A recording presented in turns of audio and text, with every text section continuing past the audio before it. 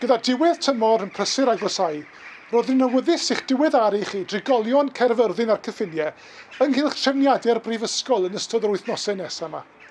Mae wedi bod yn dymor rhyfedd a dweud y lleia, ond gyda chefnogaeth y myfyrwyr a'r staff ar y campws, rydyn ni wedi llwyddo i ddarparu addysg mor gyflawn â phosib un hys raddedigion a'n hôl raddedigion fel ei gilydd.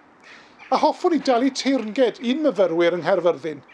Maen nhw wedi bod yn ddisgybledig drwy gydol y tymor gan gadw at y canllawiau a osodwyd gan Lywodraeth Cymru. Mae'r brifysgol y tu hwnt o ddiolchgar iddyn nhw am eu cydweithrediad parod ac am y gefnogaeth arbennig y gafwyd hefyd o dir staff a fi'n gweithio ar y campws ac o di-undeb y myfyrwyr. Bu'n ymdrech werth chweil oherwydd hyd yn hyn dyrnaid yn unig o achosion o'r coronafeirws a welwyd ar gampws Caerfyrddin. Ond fyddwn ni ddim yn eistedd ar ein rhwyfau, ddim o gwbl. Byddwn yn parhau i gydweithio'n agos yn corff y fyfyrwyr hyd at ddiwedd y tymor, gan ei hannog i gadw at y rheolau a sodwyd gan Lywodraeth Cymru bob amser. Byddwn ni hefyd yn annog y myfyrwyr hynny sy'n bwriadu dychwelyd adre dros wyliau'r Nadolig a sydd ddim yn dangos symptomau o'r feirws, i fanteisio ar y profion a fydd ar gael ar y campws hwn rhwng diwedd Tachwedd a'r 8fed o Ragfyr.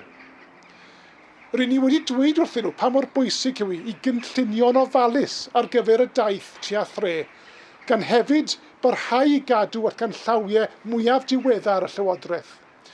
Wedi'r cyfan, rydyn ni am weld pawb sy'n dymuno teithio adref ddiwedd tymor yn gallu gwneud hynny yn ddiogel, gan hefyd sicrhau diogelwch a lles eu teuluoedd a'i ffrindiau yn y pen draw. Yn yr un modd, byddwn yn trefnu bod y myfyrwyr yn dychwelyd i'r brifysgol mewn trefn benodol ym mis Ionawr, a thrwy hynny leihau'n sylweddol y risg o ddod â'r feirws i'r campws. Ydy, mae wedi bod yn hen dymor od, yn dymor hir i ni gyd, ond trwy gydweithio gofalus a gyda chefnogaeth partneriaid megis Iechyd Cyhoeddus Cymru, Bwrdd Iechyd Prifysgol Hywel Dda a Chyngor Sir Gâr, rydyn ni wedi dod i ben a hinweddol. Boed i hynny barhau nawr tan ddiwedd y tymor, fel y gallwn ni gyd yn fyfyrwyr, yn staff ac yn aelodau o'r gymuned leol fwynhau'r Nadolig a'r gwyliau hir ddisgwyliedig sydd ar y gorwel.